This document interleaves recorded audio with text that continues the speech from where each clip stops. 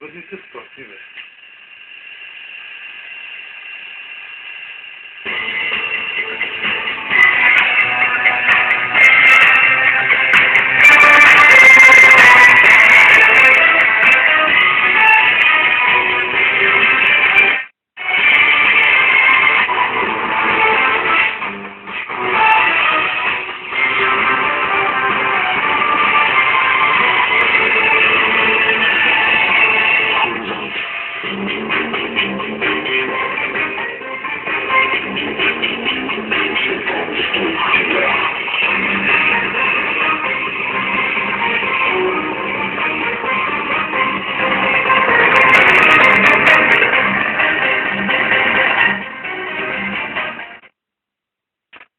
Този трап се захранва радиото.